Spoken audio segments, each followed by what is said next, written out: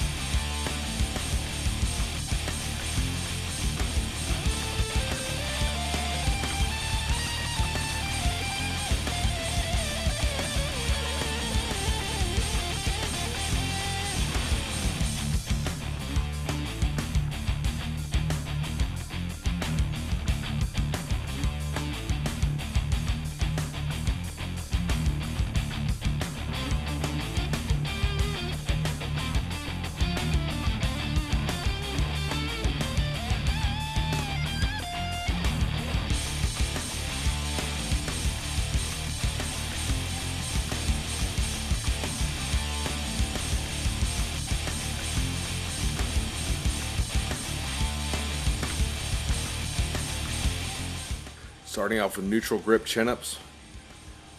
Bryant getting a good full range of motion, getting that stretch up at the bottom of the movement and getting up as high as he can. Start to add some weight to the movement.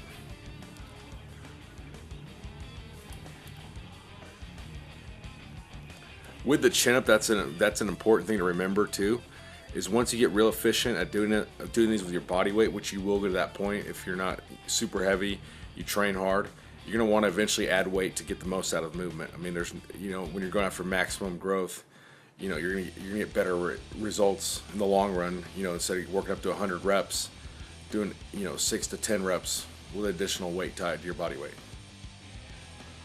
This is 75 pounds over Bryant's body weight, doing multiple repetitions.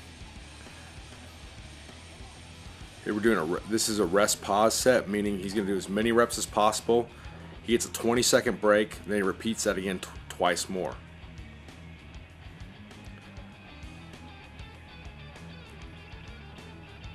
So unlike a drop set where we have to take weight off the bar, or in this case you'd take the weight attached to your body off, he's keeping the same weight and just getting a very short break for 20 seconds.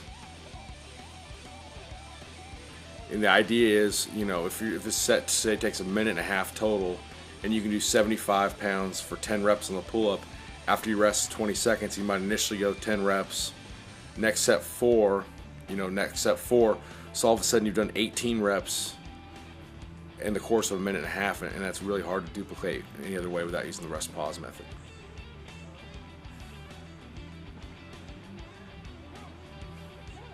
It's a very taxing technique.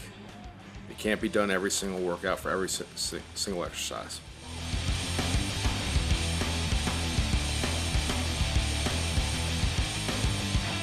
Here, Branch is doing single arm dumbbell rows, getting a good stretch to the bottom. But it's important here to not only get in tune with the motor pattern, he's already warmed up obviously, but just get that good stretch at the bottom movement so you can really feel in his lower lats.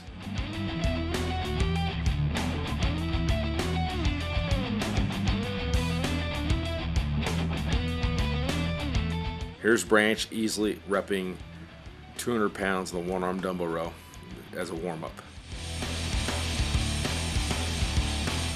Again, just watch Branch get that good stretch to the bottom.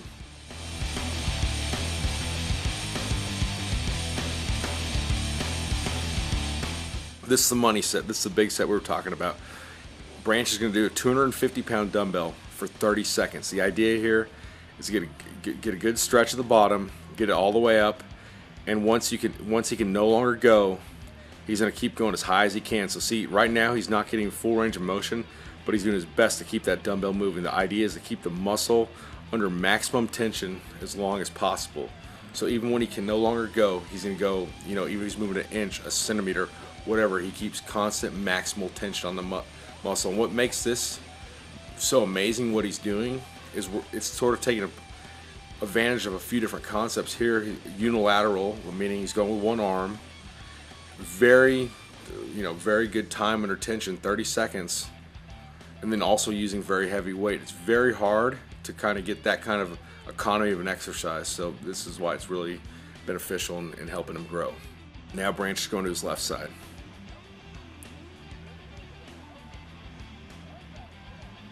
Again, getting that good stretch at the bottom. And that's what's good about the time under tension, is there's no reason to hurry the reps. Getting that good stretch to the bottom because you have to go for a full 30 seconds.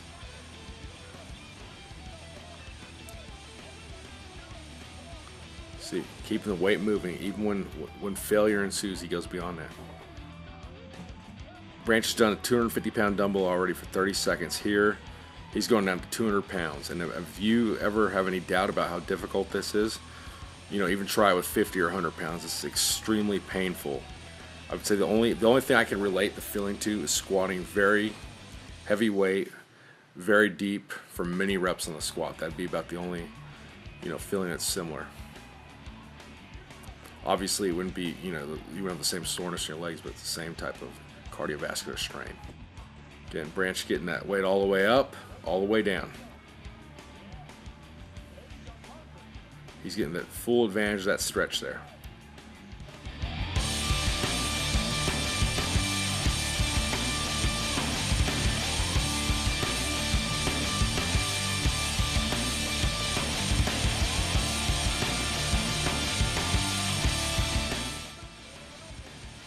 It's not only amazing strength, but amazing muscular endurance here.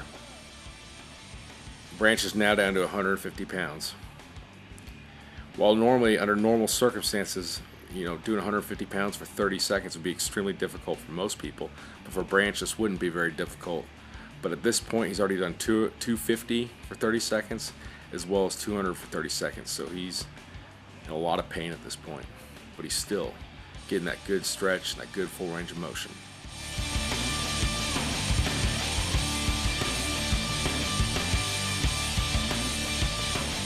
Even as Branch is experiencing mind-blowing fatigue at this point, he still gets that full range of motion. He's able to hold. He hasn't dropped that dumbbell once. Look at it. It looks like he's touching the ground, but he's just about an inch off the ground, so he's getting that full stretch. Watch the bottom of his lat and watch him get that stretch.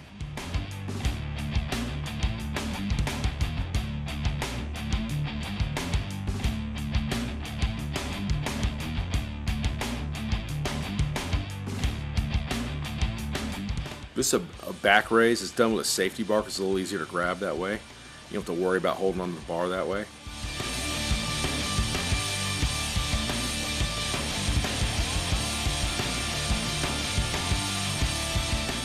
This is a very short range of motion movement. You want to keep your belly button on the pad of the glute ham, and it's about a 6 to 8 inch range of motion. You're going to really feel it in your lower back and even into the middle of your back. This Bryant's working out with about 115 pounds, and you know, under normal circumstances this would be pretty light for him, but he's very fatigued at this point for the dumbbell rows, so he's definitely still getting something out of this movement.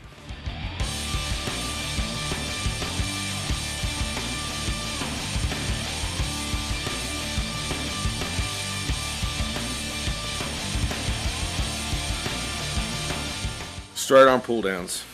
Branch is getting a good stretch on the way up. He's doing a real good job of keeping his arms, you know, relatively straight there. Getting that stretch up, controlling the negative, getting a good full range of motion.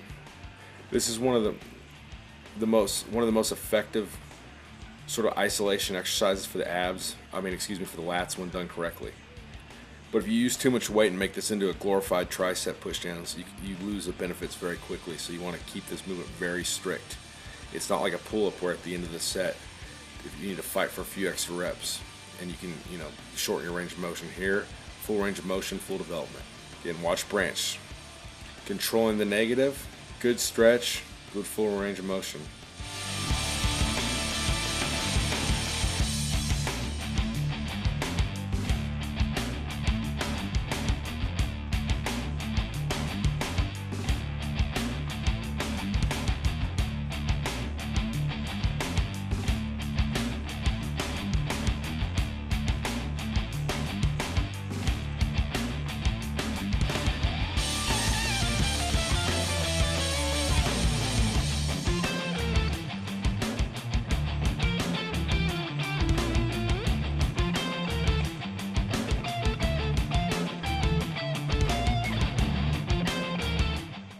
We had to lighten the weight a little bit in this set, again, because the objective here is the full range of motion, control for full development. This is not a power movement.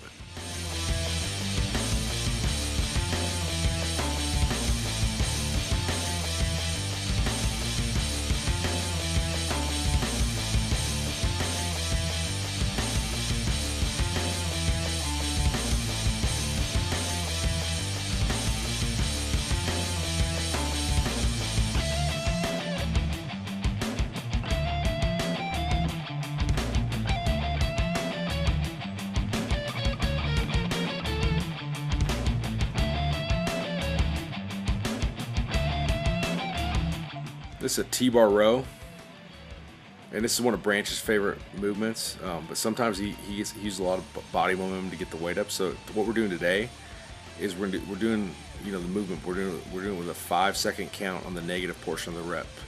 Really making sure he's doing it in a strict style, getting that full range of motion, squeezing at the top, and really controlling that negative with a 5 count on the way down.